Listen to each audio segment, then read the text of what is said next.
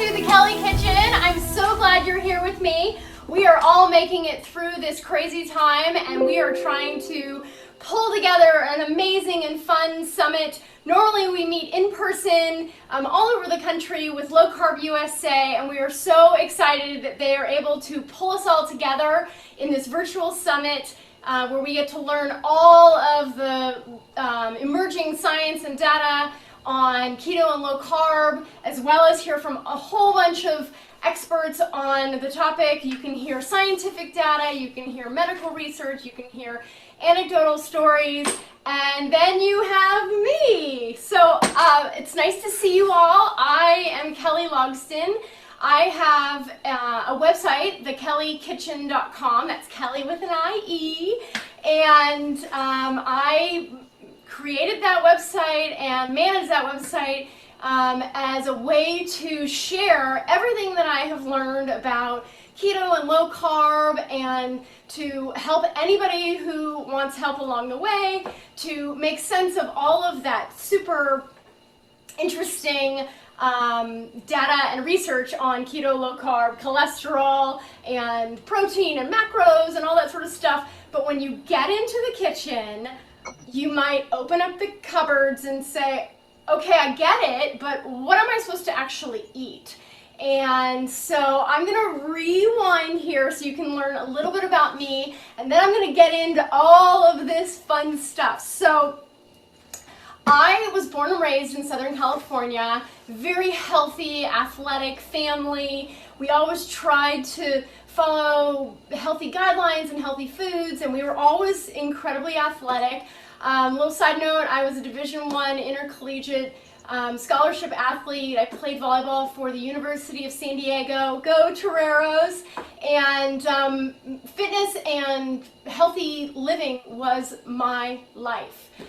But all the while, in the 70s, 80s, and 90s, we were hit from every angle with all of the fad diets, all of the roller coaster diets that I could name them off maybe 30 or 40, and you have probably heard or tried every single one of them. I know that I did.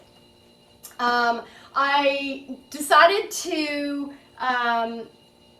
follow doctor's orders, and even though I had been an athlete and been healthy, I was constantly on the diet roller coaster. And so I really just wanted to track and weigh everything and do exactly what they told me to do.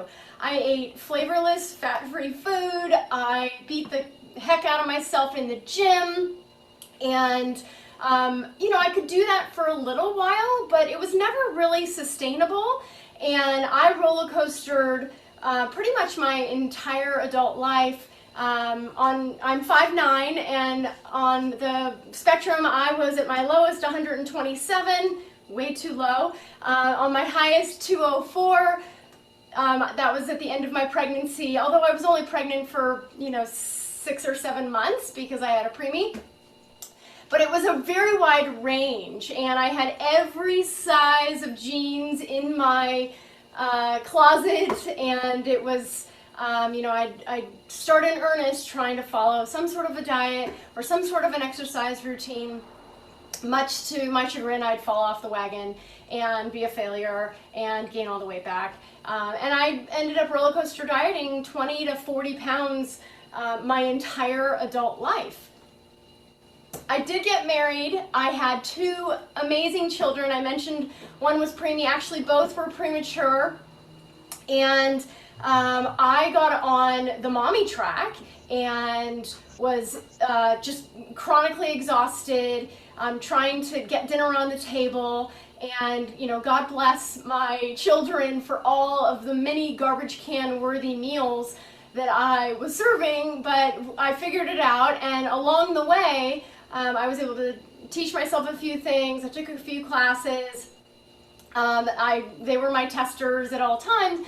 But as they were getting older and I was still on this diet roller coaster, I ended up getting sick. So I got really sick I had some infection in my stomach and in my colon, and ended up having some surgery and continued to have infections for almost 10 years. Yeah, it was a really, really tough time, but I felt like I was doing everything that doctors told me to do, and it still wasn't getting any better. So about 4 years ago, I decided to take my health into my own hands, and I found a book called The Obesity Code by Dr. Jason Fung. And while all the doctors were telling me what I should and shouldn't eat, here was a doctor that was telling me to eat nothing. Cuckoo! Well, I was so desperate at the time that I was willing to give it a try. And so my journey in this low carb world actually started with fasting. And once I sort of got on a rhythm with, just regular 16/8, sometimes some 2 meals a day or 1 meal a day, then I decided to take it to the next level and started to cut sugar and flours and grains and processed food out of our life, and almost immediately my health began to change. It's been just such an amazing journey the last 4 years. I have never been effortlessly this thin. I've maintained my weight for almost 4 years with really no big effort or change, and I have never eaten more delicious, more satisfying foods and in my life. And so the Kellie Kitchen was started so that I could share those recipes and ideas with anybody that needed to learn how to cook and bake keto low carb. At the very basic level, for me, keto and low carb was about picking a protein, picking a healthy fat, and picking a vegetable. And when I started there, and also with the mantra that not every meal had to be epic. I didn't have to be a 3-star Michelin chef. I didn't have to serve 5-course meals. I just needed to get dinner on the table that fit all of those 3 basic things: a healthy fat, a quality protein, and some vegetables on my plate. And from there, it grew. In the very beginning, I started making my classic chicken salad. There is nothing special about chicken salad, but it was something that I could make every week and I could put in my refrigerator. And if you don't like chicken salad, you can do tuna salad, you can do egg salad, you can do deli meat roll-ups. But just to have those basic things in your refrigerator ready to go, or ready to grab and go, it takes the panic out of the equation and helps streamline so that when that hunger hormone kicks in, you always have something that you can count on. So chicken salad, egg salad, hard-boiled eggs, tuna salad, deli meat roll-ups. There's a tremendous amount of low carb, clean, uncured deli meats. Boar's Head is a great brand, and to be able to have all those on hand is incredibly helpful along the journey. I want to talk a little bit about how I meal plan, and there is no rocket science here. This is, it does not have to be complicated. It does not have to be spreadsheets. I wake up in the morning on a weekend and I start thinking about, where is everybody going to be this week? Now, if you're just by yourself, think about what your schedule is going to be for the week. Do you have late night meetings? Do you have some sort of an event? If you have children, do you have to drive them to a practice?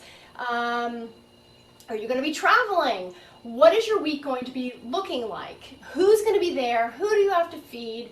I also do something called shopping my fridge. I like to shop my fridge. I might have bought a huge package of mushrooms because they were on sale, and I only used part of them in another recipe, so I've got to use those mushrooms for something. So I will come together and I'll think to myself, well, I have a little bit of cheese, I know I always have eggs, and I've got those mushrooms, I've got an onion over there, so why don't I make a quiche for the week? You know, and if it's just me, then I can freeze some of that. If it's for the whole family, then that quiche will probably feed us for 1 or 2 or 2.5 meals. And it's a way for me to plan for what everybody is going to be eating, but also so that no one is panicked and we know when we're going to eat and what we're going to eat. So meal planning, it's about doing a little assessment of where everybody is going to be during the week. That's number 1. Number 2, what do you have in the fridge that needs to be used?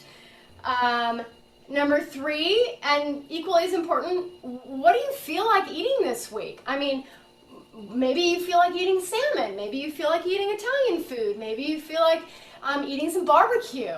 And so when you start thinking about the week and how everything sort of comes together, you can plan out, you can pull some frozen butcher box meat from the freezer. You can decide, okay, well, we want to have that, and I am going to go to the supermarket one day this week, so I will get those things at that time. And then I always like to make more than what we're going to actually eat. So I'm a huge believer in cooking once and eating 2 or 3 times so that you're not always in the kitchen. Because it's not just about cooking the meal, and people talk about, oh, I hate cooking, oh, I'm always in the kitchen. But it's buying the food, it's bringing it home, it's actually making it, it's then sitting down to eat it, then it's cleaning up, and then it's putting it all away. So when you cook once and eat 2 to 3 times, you free up so much more time in your life to be able to do other things. And so the whole idea is to put all of your meals on rotation. If you know that there are 5 or 10 things that your family really loves, plan those things at least once a week. I have probably 50 to 100 things that my family loves. I had to feed them probably 1,000 things to find those. And again, you know, I'm incredibly thankful for them for being my taste testers. But when you find things that your family and your children loves to eat, keep those in the rotation of your meal plans. So the other part of that is that if there's food that you made too much of, you know, whenever I make a soup, I make a double batch. I will put half of it into the freezer so that I can pull it out and I might add a salad to it. I might add some of my chaffles to it. But I always have stuff that I can pull from the freezer, and whenever I have a little bit of extra time here or there, or whenever I'm already cooking, I might add in something extra that can be sort of a batch cook type of scenario. So that is a little bit about my low carb meal planning and a little bit about me. There's a lot of it where you need to take the decision making because there's decision fatigue. If you have to think about what you're going to be eating all the time, you get exhausted. And when you're worrying about keeping a job and, you know, taking care of your family and taking care of your health, the last thing you need to do is get bogged down with, what do I actually eat? So if you have these things already made in your fridge and in your freezer or in your pantry, then it just makes things so much easier. I wanted to dive in a little bit into the things that I stock in my pantry. I use these things almost all the time. There are a few specialty food items here that I use very infrequently, but that's okay. I might use them a lot, but I might just use a tiny bit of them. One of the major things that I have in my kitchen or in my pantry is almond flour. And when you buy it at the supermarket, this is just fine grain blanched almond flour. I get it from Costco. I get it in bulk. You can get this online. This is 3 pounds, and it ends up being about $20 for 3 pounds. And if you buy it at the supermarket, it's about $12 for a single pound. So almond flour is something that I use a lot of. It's great to add into some low carb keto desserts. It's also great for the crust of quiche, or to thicken, to use as a binder for my turkey meatballs. Another ingredient that I use occasionally, and just a little bit of, almond flour is typically a 1-to-1 with regular flour, but you're pulling out all the gluten from a recipe, so we'll talk about how you replace that in a second. Coconut flour is not a 1-to-1. I just buy any brand that is on sale at the supermarket. I make sure that they're organic and that they don't have any fillers. But coconut flour is not a 1-to-1 with almond flour or with regular flour. It's incredibly absorbent and dry, so keep that in mind if you want to use coconut flour, or if you are a nut-free person. I also have, let me just show you this one. So this is oat fiber, and oat fiber is not oat flour. Not oat flour. Oat fiber is from the hull of the oat, and they take that hull and they grind it up very fine, and I use this in my baking, and it gives my bread a little bit more of a bread texture, if you will. I have never been able to find this in the supermarket, but it's not expensive, and you can get it online, and you just use a little bit of it, and it's called oat fiber. Let's see what else I can show you. This is kind of a weird one. This is unflavored beef gelatin. Now, this is probably how you know it. Just regular old Knox gelatin.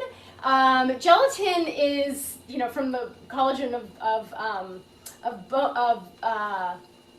animal bones. So, by calling it unflavored beef gelatin, that's pretty much the same thing as what you're used to.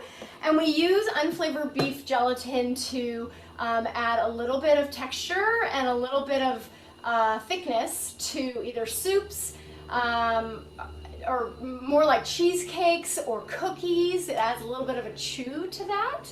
And I don't use this very often, but a little sprinkle here or there. And when you use it in soups, or maybe even do a sprinkle in something that's warm, it will dissolve and be completely liquid, but when it cools, it will gel up a little bit, and you just need a little bit. So that's our gelatin. I wanted to show also, this is not how this comes from the store, but I have just this little jar of xanthan gum. It's just a vegetable fiber, and you just need a little tiny bit of it. You can pretty much get it at any supermarket. It does tend to be expensive, but you only use a teeny tiny bit of it. And xanthan gum ends up helping your soups and your sauces thicken a little bit. It also helps with my low carb fudgesicles and popsicles and creamsicles. It gives them a nice frozen chew, if you will. And so that is my xanthan gum. I also wanted to talk about unflavored whey protein. This is unflavored and unsweetened, and it's whey protein. And I might add a little bit of this to breads and cookies to replace the protein. When you pull out wheat out of your recipes, I add a little bit of the whey protein to help fill that void. Here's kind of a weird one. So you don't have to buy it like this. This is called Colon Cleanse. This is really just psyllium husk. Psyllium husk you can get in a bag similar to this. You can get it online, and again, you just add a little bit. It is a tremendous amount of fiber, and you just add maybe a teaspoon or two to your crusts and any sort of bread sort of cookie texture. This works great in my my Keto Magic bars as the crust. It gives sort of a graham cracker texture, if you will. This one you will never find at a supermarket, but is readily available on Amazon.com. It's called Naked PB, and it's not like PB Fit. PB Fit has added sugar, but this is just peanut butter powder. It's completely defatted, and it is not expensive, and I use this peanut butter powder to make my peanut butter bars and my peanut butter balls and a few other items that this is an interesting, and it's just defatted peanuts ground up. So I think I hit all of my flours. Let's talk about sweeteners. Everybody has their preferences, and I wanted to first make mention of extracts. Now, I don't have a bottle to show you the monk fruit extract, but this is stevia in liquid form, and this is stevia in powder form. They are incredibly sweet, super, super sweet. You only need a few drops. But if I were making a batch of cookies and it called for a cup of sugar, how do I equate that with liquid stevia? It's not a one-to-one translation. So I use liquid and powder stevia as well as monk fruit extract. These are extracts.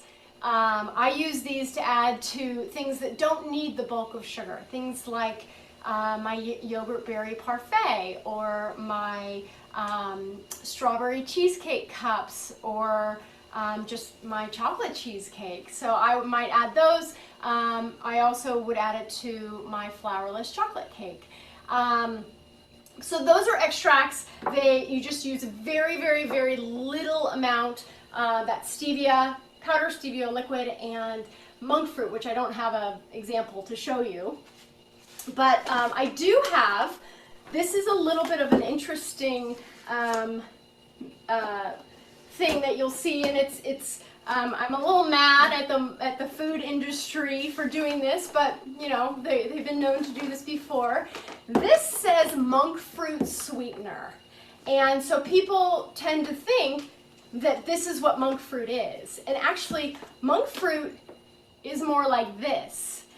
This bag, even though it says very clearly monk fruit sweetener, it says underneath here with erythritol. So this is mainly erythritol, which is a sugar alcohol, and it's a blend of erythritol and monk fruit. This is the brown sugar version. I buy it in bulk, so this is my classics white sugar version.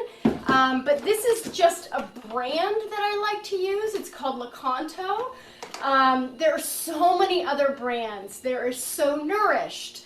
There is Swerve. There are many, many, many other brands. You can buy plain erythritol if you wanted to. So when you're buying any type of sweetener, notice the distinction and really look at the ingredients so that you know exactly what it is that you're getting. Some people react differently to erythritol. Some people don't like the taste of stevia. Some people can't tell the difference. So just keep that in mind. There are two new darlings on the market, and I wanted to share those with you. So allulose is, this is just a brand called Wholesome, but allulose is considered, or what they're calling, the rare sugar. And allulose is a one-to-one translation to regular sugar, but it's only about 70% as sweet. I know that sounds weird, but when you have a cookie that uses allulose, you'll think to yourself, well, it's just not sweet enough. So when I'm using allulose, if it's not a blend, because some companies blend them, I will add stevia with my allulose, okay? The other thing about allulose and the way that it differs from, let's say, erythritol or this other one that we're going to talk about in a minute, this one's called pure cane. Allulose does not harden. So it's great for caramels and curds and jam. It does not harden. Some of my cookies, I'll use 50% allulose and 50% erythritol so that I still get the chew of the cookie, but the allulose actually browns better. I'll get the chew of the cookie from this, but the cookie will hold together because of this. So it's a little bit of a science experiment, and I really like allulose. It does not spike blood sugar in most people, and it doesn't have any stomach upset issues, but allulose is a great option for different kinds of baking. The other new darling on the market is a company called Pure Cane, and they tout to be made from real cane sugar, and they just ferment it a little bit of a different way. This is not readily available. You can get it online.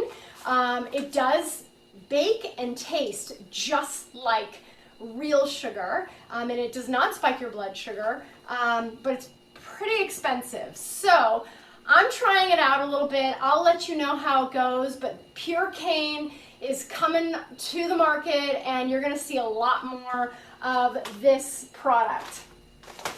Let's talk a little bit about the sticky sweeteners. So you'll hear about maple syrup or honey. You can see these are in syrup form.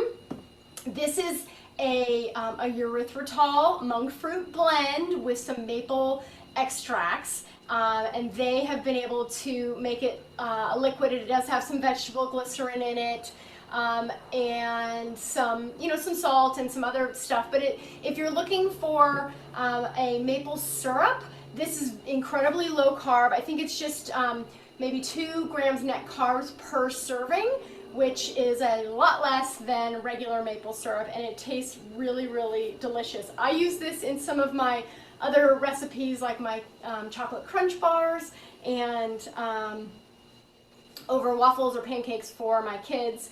That's something I don't use very often, but I'm not a big pancake eater in my house. Here is another one. This is by allulose. Notice it is a syrup. And it tastes like honey. It is made with allulose, and it does not get super, super sticky like honey, but it tastes like honey, so it gives you the flavor of that. And again, it's not as sweet as real honey, but it does give you the flavor, and if a recipe calls for honey, you can use something like this. One more thing about allulose is that it browns very, very quickly. So beware when you're cooking with allulose. If you leave it on the stove or in the oven for even 1 minute longer than you think, it will burn. So beware of that, because the ingredients are expensive and you don't want to throw that all away. Let's just touch a little bit on chocolate. I forgot to grab, but unsweetened baker's chocolate I use a lot. You can get it in any supermarket. It's very low. It's very low in price, and you can add erythritol to it to sweeten it up. And I use baker's unsweetened chocolate for a lot of my recipes. Lily's Sweets is a brand of chocolates. They are stevia sweetened. They have chocolate bars in many flavors. They have chocolate covered nuts, and then they have baking chips. They are incredibly low carb, and they're usually stevia sweetened. They might have a little bit of erythritol in them. And then this is another brand that I use. I don't know if you can see it because of the lighting, but this is Chalk Zero. And Chalk Zero is just another brand. You can also find a brand called Let's Bake Believe, and this is a white chocolate version. You can't really get this in the supermarket, but again, all readily available on Amazon.com. And they are expensive, but because we're not going to be eating keto sweets very often, it's nice to have a little treat here and there. Just basic Hershey's unsweetened chocolate. I use this to make my fudgesicles. I use this to make my flourless chocolate cake. It's ready at every supermarket, readily available at every supermarket, and not that expensive. Moving on to flavor extracts. These are just a few. You can get flavor extracts in hundreds of flavors. And you know, everybody has vanilla. I definitely suggest a high quality vanilla extract. This I think was $30, but I don't use very much, but it makes the difference, all the difference. And then you can have some sort of funky ones as well. I have coffee, I have root beer, I have pineapple, I have banana. This is great in my banana chocolate chip muffins. Those are a great recipe for a grab-and-go breakfast, on the go, on the run. So those are my flavor extracts.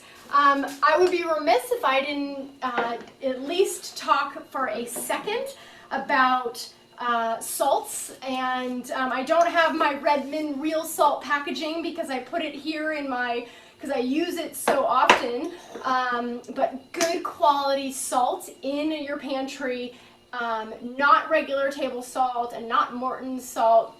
You want to have a quality salt that you can use for baking or adding to some water. I have some Himalayan pink rock salt, and I use a little microblader, and sometimes I'll grate it into certain things. This is a Hawaiian sea salt. It's an algae sea salt, and it just adds a depth of flavor and all incredible minerals. Of course, black pepper and all the other seasonings and herbs that I keep stocked in my pantry. I have, you know, at all times I have garlic powder, rosemary, oregano, Italian seasoning, taco seasoning, and a whole myriad of other things. Let's talk about fats. I eat a tremendous amount of avocados. I have an entire avocado management system. You can read about that on my blog, thekelliekitchen.com. But I never buy avocados that are ripe. I buy them rock hard or different stages of how ripe they are, depending on when I'm going to use them through the week. And we eat avocados almost every single day. We love them, and I almost never have any problems with my avocados, because if you manage them throughout the week, just, you know, give a little a firm touch to them, or a little squeeze to them to see what's ripe now, what needs to be eaten now. So avocado is one of our favorites. I also use avocado oil. This has a high smoking point. I use avocado oil. It doesn't have a whole lot of flavor, but I use it in all of my grilling and roasting of vegetables. I use a tremendous amount of olive oil, and this is actually a small bottle. I usually transfer it into something that I use right at my cooktop every single day.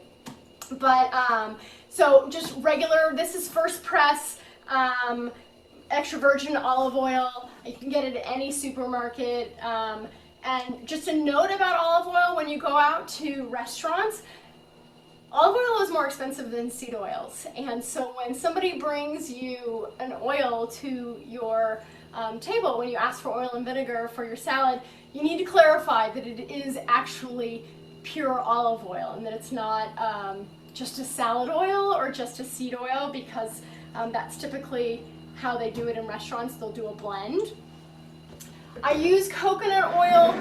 It comes in this jar. It is solid at room temperature, and I use this to help melt some of my chocolates. I use this in some of my sauces and some of my recipes, and also I use this for sauteing vegetables. If you wanted to get more sort of like Thai flavors, I use my virgin coconut oil. I think these are the last two things, although I have so much more. These are the last two food items. I'm going to show you some other stuff in a second. So I just get natural peanut butter and almond butter. You can get cashew butter as well, or any other sort of nut butter. This Laura Scudder's natural peanut butter has only nuts and less than 1% of sea salt in it. And if you can see, the oil has separated, and it's readily available at every supermarket. You can get it in bulk at Costco. You can get it chunky or in creamy. I use this for Thai peanut sauce. I use this for some of my dessert recipes. And then Trader Joe's actually, I think, has the best, it's my personal opinion, but I think they have the best almond butter, and we get the crunchy. It also is the best value. It is just sea salt and dry roasted almonds. I think this is $7 for a container. Most other almond butters typically end up being, you know, $9 to $15, I think. So we go through a lot of almond butter as well. So I wanted to show you a few other items. I ran out of space up here, but I figured I'd show you. These are items that I like to have on hand. Here is some no sugar beef jerky. I just get just the original flavor, and these are great to have on hand, quick grab and go type. If you have not planned, shame on you, but you can always get this. If you're lucky, you will find this at supermarkets, but you can buy this in bulk on Amazon, so don't despair. I also have, I love Primal Kitchen condiments, marinades, salad dressings, mayonnaise, ketchup, but I also love a brand called G. Hughes, and here's this guy. He does barbecue sauce, and when I make my pork ribs, the pork ribs are amazing without the sauce, but if I wanted to add a little bit of the traditional sort of flavors of barbecue, I would add the G. Hughes, and you can get this at most supermarkets as well. It comes in a couple different flavors, but it's made with erythritol, and it's very low carb. So you probably would only need maybe 1 tablespoon for an entire rack to get the flavor on that. I also love to have just some cheese crackers on hand. You know, one of the things that we miss in keto low carb is some sort of a crunch, and so cheese crackers are a great substitution for that. I don't have any pork rinds here because we eat them all the time, and I ran out, but pork rinds, don't be a hater of pork rinds. I know a lot of people sort of, you know, like out off the bat say, no way am I going to do pork rinds. But pork rinds are so great for dipping in guacamole, and they have that great crunch, and you can get them, you know, with some hot seasoning, but I just like them plain. And so pork rinds and some cheese crisps. You can make these at home if you want, but if you want to have them already made, I would do these sort of cheese crisp types of things, and you can get them at Costco as well. I wanted to give a little shout out to part of our low carb community, Dr. Tro Kalajian, who is you know, a huge part of LowCarbUSA. They've got Low Carb MD podcast with Dr. Brian Lenskis, and I just love these guys because they are making everything so accessible for us and so much easier for us to be able to follow this way of life when mainstream food manufacturers are starting to get on board, but they also make it a little bit hard for us. So Dr. Tro's wife, Rosette, has an entire line of pre-made mixes. This is for the no sugar cookie mix. She has chocolate chip cookies, she has yellow cake mix, in the fall she has pumpkin spice. She has just come out with a bagel and pizza dough mix. It's called Rosette's Baked RosettesBakedGoods.com, RosettesBakedGoods.com, and I just adore her. From another mom and low-carb businesswoman to another, I just want to be able to support her, because there are many people that want to be able to still celebrate or make something, but don't want to have all of this sort of other stuff in their pantry. So Rosette's Baked Goods, you can get those online, and they're really, really, really delicious. Oh, the pistachio cookies are to die for. Okay, 2 or 3 more things that I wanted to show you, and then we're gonna open it up to question and answer, if you had anything that you wanted to say or whatever. So I wanted to show you a few items that I use in my kitchen almost daily. These are all super inexpensive. They don't take up a lot of room. This is called an immersion blender. There's a blade underneath here. It completely detaches, so you can put it in the dishwasher and you plug it in, and this is so that you can blend your soups, also so you can mash your cauliflower, and this has been one of those tools that has been invaluable to me. It was $25. You can get them on Amazon, not hard to find. I happen to like the pink one. I don't know if they make pink anymore, but I've had this for a very long time, and it's been a huge winner for me. This is another item I use almost every single day. It's called a little mandolin. I got this on Amazon. Actually, my boyfriend got this for me on Amazon for $12. And I use this to slice up cabbage and onion in my salads. I use this to slice peppers. And it's lightweight, throw it in the dishwasher, super, super easy. We make a lot of hard-boiled eggs in this house.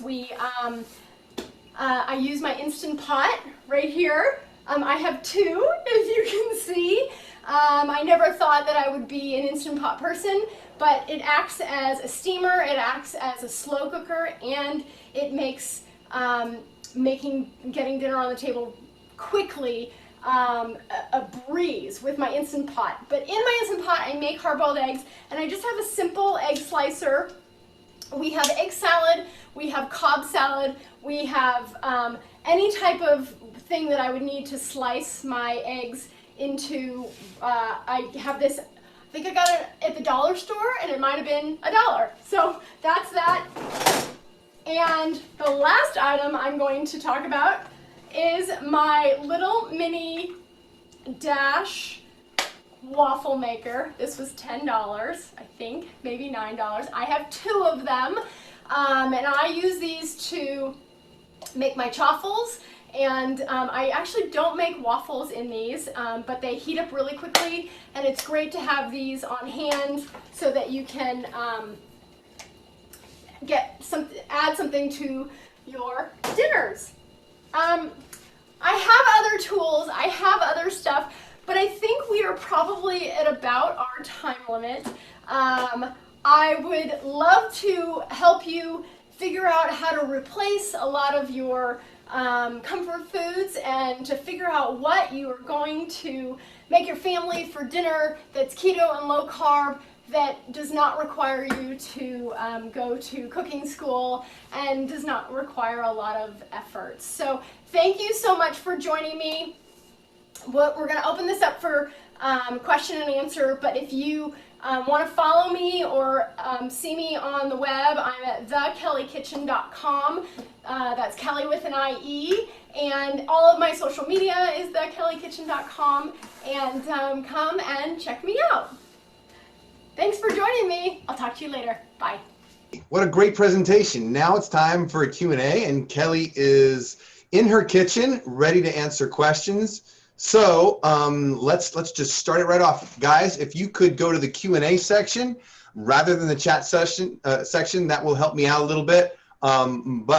Kelly, what is a typical day of eating for you?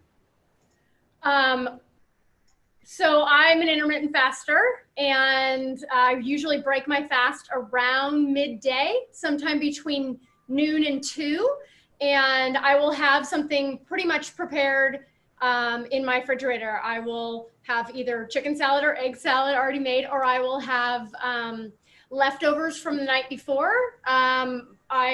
Maybe I'll have pigs in a blanket. That's another family favorite. So I will pull stuff out that's already made and just reheat that. And I will pretty much have a pretty full meal. I might take an avocado, slice it in half, have a half of an avocado with a nice serving of, it could just be like a smorgasbord, like a little bit of avocado, half of an avocado, a bowl of pork rinds, a couple slices of cheese, and a couple slices of deli meat. Or it could be like real leftovers from the night before. Maybe I'll have some of my low carb skillet lasagna with, a side of mashed cauliflower. So that's like usually my middle of the day. That is pretty filling for me. And the fat is so satiating that it usually takes me through to dinner time. I'll get to dinner in a second, but if it doesn't, if I feel like having something in the afternoon, some sort of a snack or something to sort of hold me over, I might have a cup of coffee with some heavy cream, or I might have, again, if I didn't have pork rinds at lunchtime, I would have some pork rinds and maybe a serving or two of nuts. And I typically choose macadamia nuts, pecans. Those are my two go-tos. I used to love cashews, and I know cashews are they're part of the nut family, and they are a good choice to eat, but a serving of cashews typically has a lot more carbs than, let's say, a serving of macadamia nuts. So I would choose the macadamia nuts over the pecans. I'm sorry, macadamia and pecans over cashews, although I still love cashews. And then for dinner, we have these beautiful dinners, and I don't cook every single night, but one night I might do portobello mushrooms with pesto and make it into sort of like a pesto pizza portobello mushroom. Sometimes I'll make a fathead pizza. Sometimes I'll make a steak, but it's typically an animal protein, a vegetable, and a healthy fat. And then I might add a big bunch of salad greens with that. I'm not shy about how much I eat. I can eat as much as my boyfriend. I'm a little person, but I have a very big appetite, and I like to eat foods that are filling and that sort of stick with me. So that's a typical day. If you go to my website, you'll see a lot of keto desserts. I don't eat those every day. I love making them, and I love taking pictures of them, and people love seeing them. And quite frankly, that's what gets most attention in social media is my desserts, but I don't eat the desserts all the time. And especially right now, I'm doing sort of a 30-day no sweets. But I do occasionally have, maybe when I'm eating sweets or when I'm having some sort of a sweet thing, I might have a dessert once a week, and it's a keto dessert. Very good. How often, or not how often, how early between your actual meal and, well, the better way to say it is, do you plan for your meals a day in advance? Do you always go through the day knowing exactly what you're going to eat, or do you come up to a meal saying, I don't know what I want to eat, and look in your kitchen? How does it go? So I am not as organized all the time. I'm human too. I don't, I have a lot of stuff going on in my life, just like everybody else. So I try to plan. I try to, on on the weekend or early in the morning one weekday, I'll sort of think like, okay, who do I need to feed this week, and what do I have in the fridge that needs to be used, or what do I feel like eating? And so that's sort of the foundation of my meal planning. But life happens, and sometimes I don't feel like eating that leftovers again the next day, or sometimes I get called out to another meeting and I'm on the go, and I don't have my kitchen or my refrigerator here for me. So when those times happen, that's why I have the staples always with me, whether it's a chicken salad or egg salad or a package of beef jerky and a couple cheese sticks, so that not every meal has to be fully planned, but I know that and I don't have to panic about it also.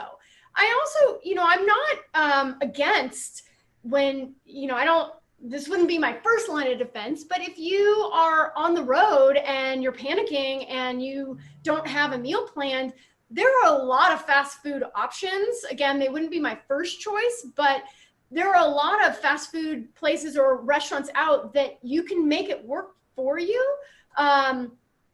That whole idea of meal planning for the month, it sounds really fancy and glamorous, but I don't want to have to go to the supermarket because I'm out of spinach, or because, I meant to use the mushrooms, but by the time I got to them, they weren't good anymore.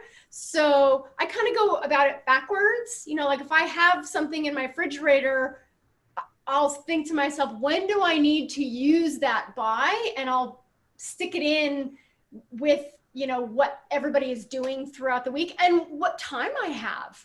Sometimes I work late, or sometimes I, don't have the time to, or don't want to. I know that I love cooking and I love being in the kitchen, but there are times when I don't feel like doing this. And so then having soups already prepared in my freezer, and having those things makes that meal planning not so precise. I hope that helps. Yeah, that is good. I think it's practical. It's reality, right? We live by a book. Right. Have you ever heard of Boca Sweet or Bacha Sweet, B-O-C-H-A Sweet? Do you have an opinion on that? I have heard of it. I've never found it in supermarkets. I have never used it, but I have read a lot about it. There is a low-carb baker who's very, very popular, and she was using it a little bit and talking about it a little bit. But I've never used it, and I've never readily found it. And, I know that in the presentation I was showing, there's some things that you won't be able to find in a supermarket, but you can easily get it on Amazon or easily get it online. If I can't get it, then I don't want to talk about it too much. If you guys can't easily get these things, I don't necessarily want to talk about it or promote it, because even the oat fiber that I talk about, like I use that in my rosemary focaccia bread. And the number one question I get is there anything I can use other than the oat fiber? Because I have everything and I don't want to have to go to the store to go buy that. So Boca Sweet, I've heard great things about it, never used it. I've never seen it. And I don't know that it's readily available. So. Mm-hmm. Right. If it's very hard to get, then it's not practical. I think you're all about practicality, which is great. Judy Wolf has a question, and this kind of expands outside of just sweets. She says, I really have tried not to do keto comfort foods. How often do you incorporate these without too much impact? So we're not talking just sweets. We're talking, snacks, I guess. Fathead pizza and like the pigs in the blanket and even, something like this. This is, these are some, I just got these and we tried them. These are like, almost like Doritos. Not very often. I like to try to stick to the clean stuff, try to stick to an animal protein. hey, let's get a piece of salmon and we'll do like a Dijon salmon or a pesto salmon. And then we'll do like a vegetable with some really beautiful ghee on top, butter, or whatever you have. The comfort foods like the fathead pizza or any of the cookie. Well, you didn't want to talk about the sweets, but any of those. I don't limit myself, but I just gravitate towards the whole foods. And not that those aren't whole foods, but I gravitate towards, like if my old diet was all pizza, and I wanted to go keto and have all pizza now, that probably wouldn't work for me. But if I can, as I go on my walks down the main street in my town, I always walk by this Italian restaurant and the garlic smell and their pizza smells so great. So I'll be like, you know what, let's do pizza this week. We haven't had it in, I don't know, 10 or 12 days, and we'll do a pizza for that. So those, I don't do them very often, but I also don't shy away from them. I mean, I think that suffering is not sustainable. So anything that makes me feel like I am suffering or missing out, I'm not going to stick with. So I think being able to have those things occasionally is, it's important. It's psychologically as well to be able to live this life. And I never feel like I'm missing out with this. I mean, I don't think about all the things I can't eat. I think about all the things I can eat. Like if like you're telling me I can slather blue cheese all over a steak and have 2 of those. So I never feel like I'm missing out anyways. So we've got several people watching that are just very, very interested in kind of incorporating your recipes, and but they're kind of looking for a plan. What do you suggest they do if they really are interested? So I would say try and think of maybe 4 or 5 staple meals that you know that you will knock out of the park. Call it tacos, call it maybe there's a casserole, and have 4 or 5 or 6 of those that you know are going to be winners, and for an entire week. And I have a just a meal plan template for the week. It's on my website, and I'll make sure you guys get a link to it. But you can sort of plan out for the week. If I'm going to be making lemon pepper beef on Monday night, which is super easy, ground beef, spinach, lemon, pepper, onions, and mushrooms, you can say, oh, I'm going to make that on Sunday night. And then I'm going to have leftovers of that on, Monday at lunch. And then I might have it again on Tuesday night. And then you just sort of back into it. What do we really like? And then when am I going to have it throughout the week? And just do a week at a time. Mm-hmm. That's what I would suggest. I have your website up. If you ever want a reference to it, or if you want to, we can share that. If there's something specific you want to mention on there.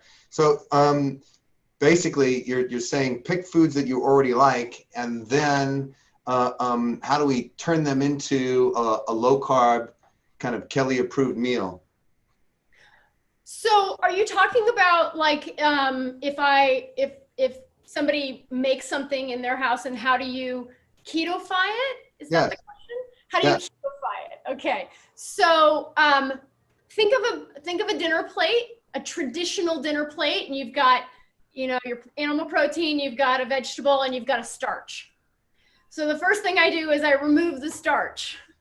And that's the basic. You remove the potatoes, you remove the rice, you remove the tortillas, you remove the beans, you remove the quinoa. You remove those. So then you're left with a meat and a vegetable. And then you would add fat to that.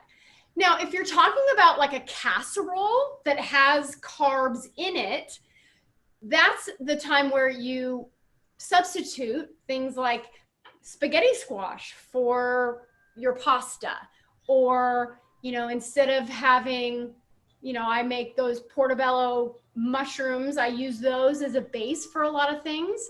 If somebody wanted mashed potatoes, you would substitute it for cauliflower mashed potatoes. And I have a list. I think I have about 50 different substitutions. So if you feel like eating French fries, you might want to make zucchini fries or jicama fries or something like that, or just not have French fries at all.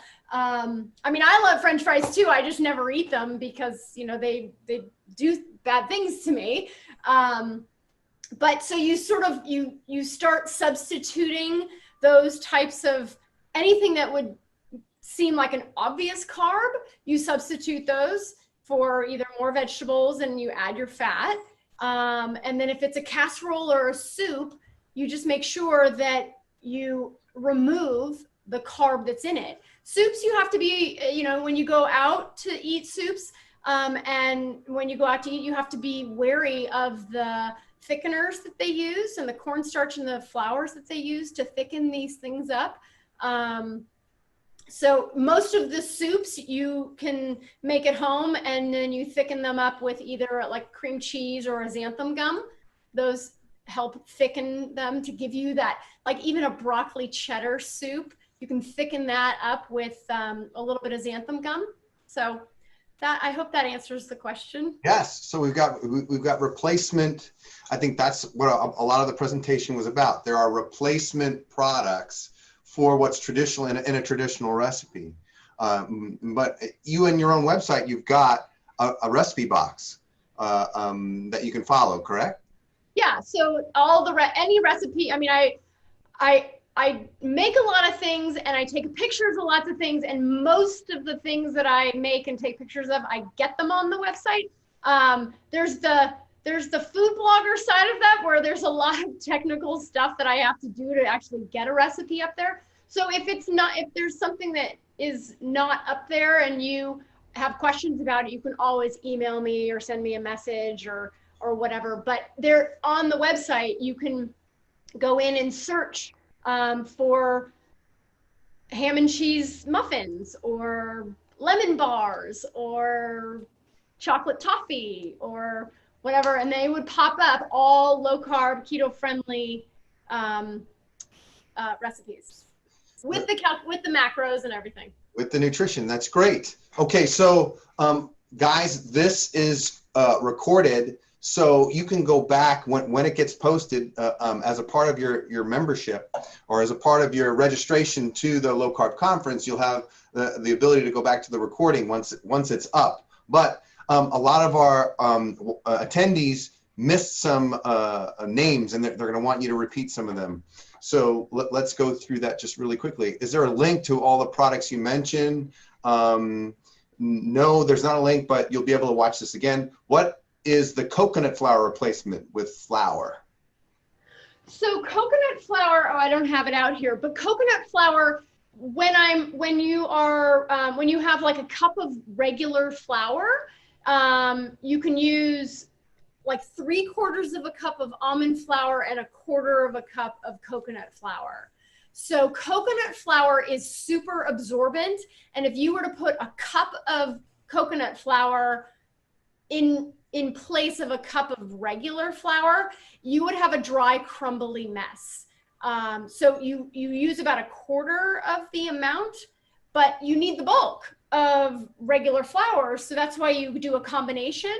There are recipes online, other low carb food bloggers and recipe developers, that they only use coconut flour for certain cakes and muffins. But it does also have a coconut flavor to it. So the more coconut flour you use, the more coconut flavor you have. So I hope that answers the question. I have a recipe for tortillas. It's actually one of my #1 recipes. It's just keto tortillas, and it is only coconut flour and egg whites and water, and that's it. And I use those for my enchiladas. And so coconut flour is, I hope that explains how to use it a little bit. You bet. We got 10 more questions and some other stuff. So What about the oat flour? They missed that it's really just oat fiber. Can you repeat a little bit about that? Right. So oat flour, which is not low carb, and you can get that at the supermarket. It's the whole oat that gets ground up, and we don't want to use that. Oat fiber is the hull of the oat, and when that is removed, they grind up just the fiber into a very fine powder. And that oat fiber gives a bread texture to things like focaccia bread and muffins and stuff like that. So, and you just use a little bit of it. And there are some times when you can omit it or you can substitute psyllium husk for it. But oat fiber, I'm finding, I've probably been using that for maybe, I don't know, 4 or 5 months. And it's just adding a breadier texture. But I've never been able to find it at the supermarket. I mean, I go to 4 or 5 supermarkets, around my area, and I've just never really seen it there. But you might be able to find it in the supermarket. It's oat fiber. Good stuff. What was the cane sugar product you showed after the allulose? Is it actually cane sugar? Yes. So I don't know too much about it, but I saw the buzz about it and I was like, I'm going to buy some of that because I want to see what that is. And it's being developed by, I think, a pretty big name behind it. And, they had some sort of a sweepstake contest for food bloggers, which is why I sort of got wind of it, is that they're trying to have us use it so that we can get word out about it. It was about $16 for one little bag. It's called Pure Cane, purecane.com. And they say it is made from pure cane sugar, and they just ferment it differently so that we don't digest it the same way and so that it doesn't spike insulin. And so far, I've only used it maybe once or twice, and I'm liking the results. I don't really want to recommend it to too many people because I haven't used it enough. It's pretty expensive and it's pretty hard to find, but it's called purecane.com. I think purecane.com. Great. Mary wants to know, what types of processed meats do you use? So I mostly use boar's head from the deli counter, or boar's head prepackaged, and I shy away from any sort of honey maple flavor. I typically go with the plain roast beef, a turkey pastrami, a beef pastrami, a plain oven roasted turkey. And then as far as from the package department, Hillshire Farms has a smoked ham that is very low carb and doesn't have any sugar added to it. So it's a Hillshire Farm thin sliced ham. Applegate Farms has uncured and low or no sugar turkeys and hams. So those are the ones that I typically get from the pre-packaged deli meat area. But most of my deli meat, it comes from the actual deli, and I have them slice it, and I typically go for boar's head. I just think it's a better quality, and their ingredients are like salt, water, like you can herbs. So you can read all the ingredients, and so I sort of gravitate towards that. Mm-hmm. Mary wants to know, do you make your own yogurt in the Instapot? No, I do not. So I truly believe that we need to all pick our battles, and it's not that I'm against it, but I don't eat yogurt very often, and I like the plain Greek yogurt that I get at the supermarket. I could make my own mayonnaise. I can, there's lots of things that I can make on my own. I make my own rotisserie chicken every week, but most people would go and buy a rotisserie chicken. So there's different battles that I choose to take on and not take on in yogurt. I've never done it. I might like it better, but I just buy the store-bought yogurt. Plain, always plain. Greek or not Greek? always Greek and always plain, and usually the 4 or 5% fat, unless they don't have it, and then I go for the 2%. Mm-hmm. And if they don't have 2% or 5%, then I don't get it, and I wait until the next time I go to the market. Right on. Judy wants to clarify about comfort foods. She meant breads and sweets. So we kind of already talked about frequency of sweets. What about keto bread? Well, we don't eat very much. I do have a rosemary focaccia bread and a jalapeno cheese bread. And then I also make some sort of savory muffins or like a chaffle. So I might sprinkle those in throughout the week. I might make a batch of a dozen ham and cheese muffins, and I will put those in the freezer. And then when Peter is running out the door or wants an afternoon snack, or we're having soup and I want him to have like a little dinner roll, I'll pull 2 or 3 of those out of the freezer and let them thaw on the counter. And so that's how we sort of get the bread fix. But my plate is so full with animal protein and vegetables and fat that I don't think about it too often. I sort of have transferred my palate and what is delicious and filling to me. That doesn't mean I don't like those things. I just don't think about them as often because I'm focusing on all the other stuff. Okay, Margarita found Boca Sweet on Amazon, but says it's very expensive. And in her experience, it browns without smoking or recrystallizing. So there's a little more information about Boca Sweet. I'm sure she wants you to try it and have your opinion, right? Nora, have you ever used gluten flour in baked goods, and did you find it had an undesirable flavor? Never used gluten flour. Okay. I don't think I've ever even heard of that. Is it that just plain gluten? Well, we'll talk about that later. I've never used it. I don't know what it is. Like the antithesis of gluten. I just sort of say, eh. It's the antithesis of a gluten-free diet, right? Oh, let's add gluten in. Let's see what happens. Right. So I guess Nora, she hasn't. Kimberly, I'm not a fan of the cooling effects of Swerve. What do you recommend as a good alternative? When do you choose to add stevia and monk fruit drops versus other sweeteners? So I actually kind of feel the same way. Swerve is never, I mean, everybody has a little bit of a different palate and tolerance level. And also when you're starting this way of life, it takes a little bit getting used to the different sort of sweeteners. I also am not a huge fan of Swerve.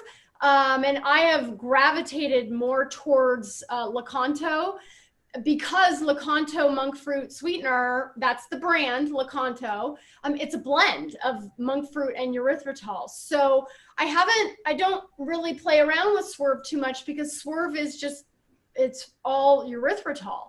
So if you had a bag of all erythritol, I would probably do, like maybe 3/4 of a cup of the erythritol, and then maybe 7 to 12 drops of the liquid stevia.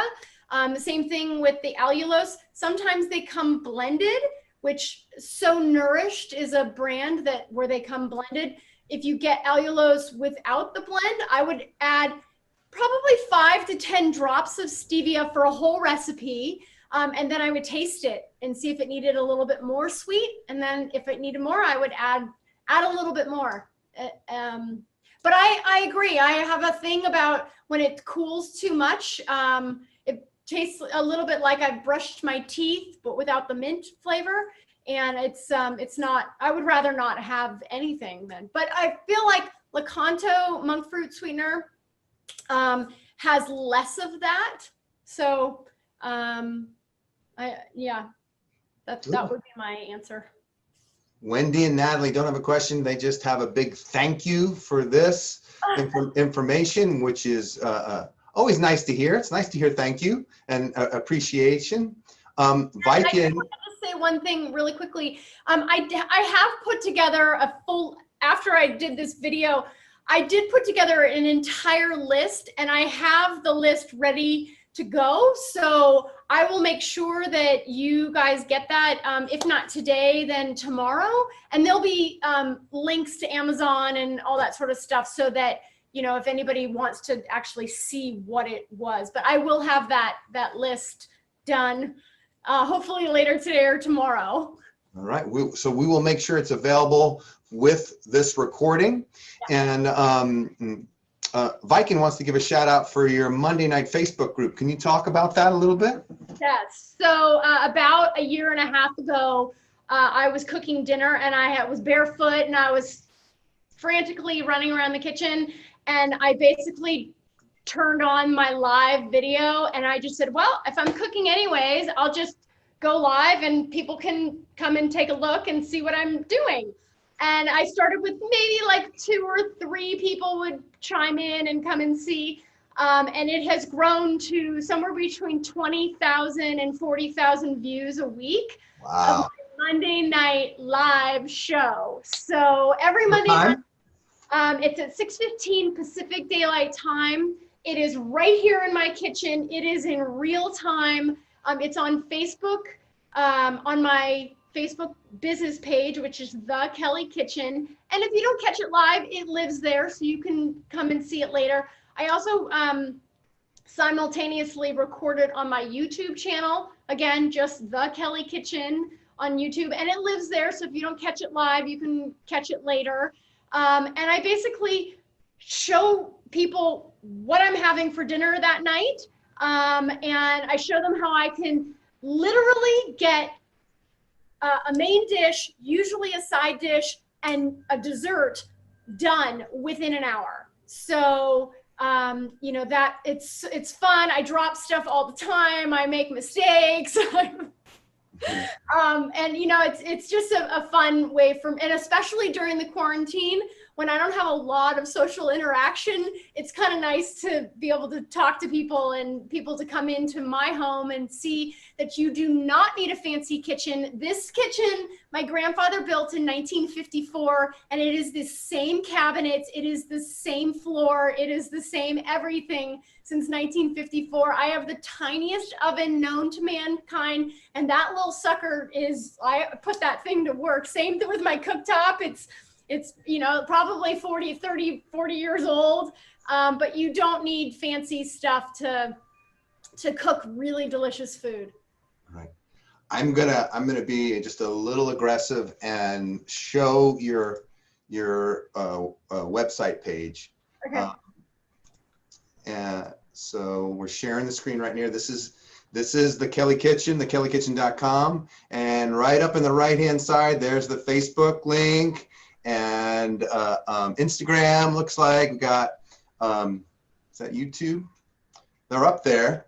And then if you go over here to the little menu section, look what I found. There's also these coaching and courses and a recipe box and a little shop. Can you tell me a little bit more about this stuff? Sure. So the coaching and courses, those are, it's actually a couple different things. So I have an accountability coaching program. Some people need a little bit of hand-holding. If you have severe allergies or medical issues, I'm probably not the gal for you. But I work with people in a 21-day jumpstart program. It is, we start with an hour-long phone call. You get my 88-page workbook, and basically we touch base every morning and every night about whatever your simple plan is going to be, and I coach you through that. There is a check-in with, you have to weigh yourself and you have to take body measurements.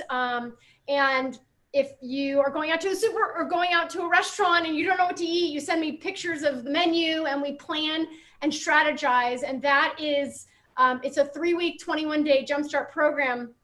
And I priced it in a way so that one of the really exciting things that people love about it is that you get reward money at the end. If you do everything you're supposed to do, you get $300 back.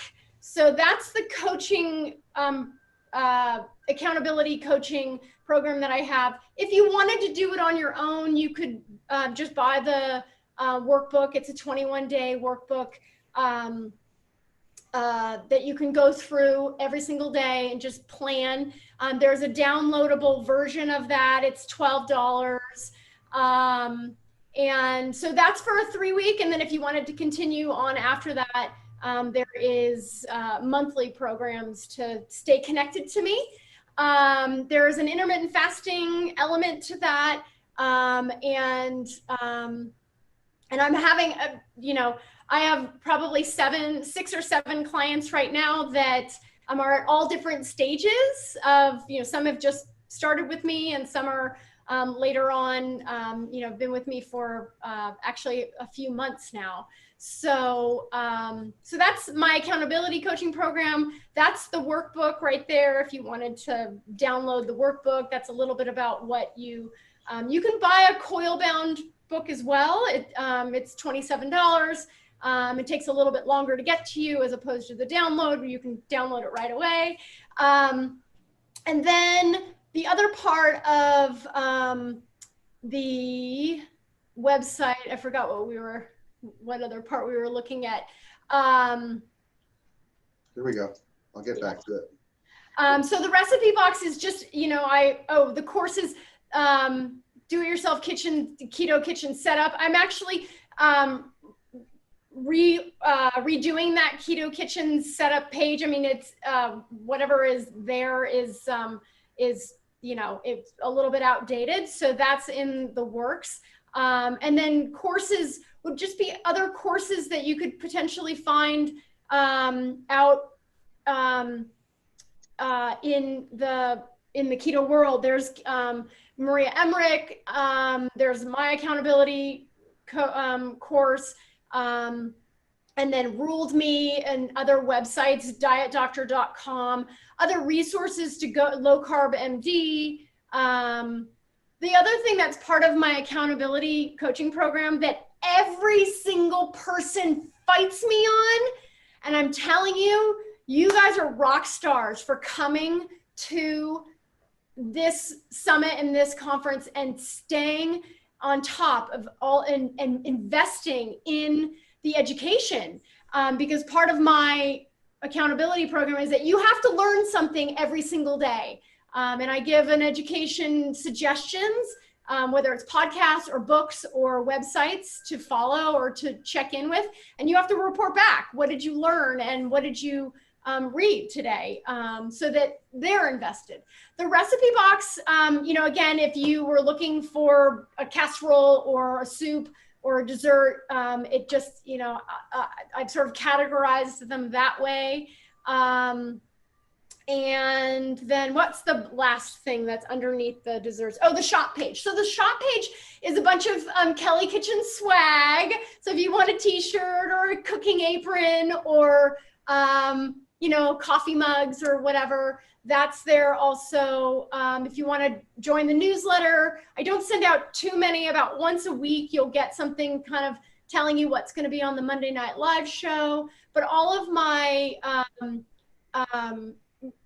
guidebooks where it says guides and ebooks, you'll find the printouts.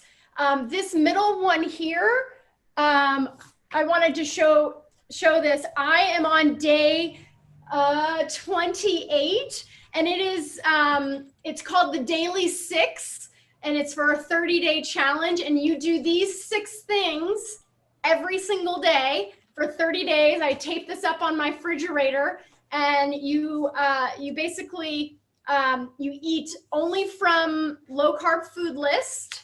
You have 10 minutes of education a day. You have to have an hour of purposeful exercise, whatever that means for you. If you have bad knees and you only know how to swim, or you only can swim, if you are a power lifter, if you want to jump on the trampoline, my personal exercise is that I power walk every day for 1 hour. And then you have to intermittent fast. This is a little bit aggressive for a beginner because you intermittent fast with a maximum eating window of only 6 hours. And then you have that hour-long cardio. And then you take a progress picture of yourself every day. And so in 3 days, I'll be done. But that challenge is free. Anybody can do it. You just follow along and download that. So that's what's on the website.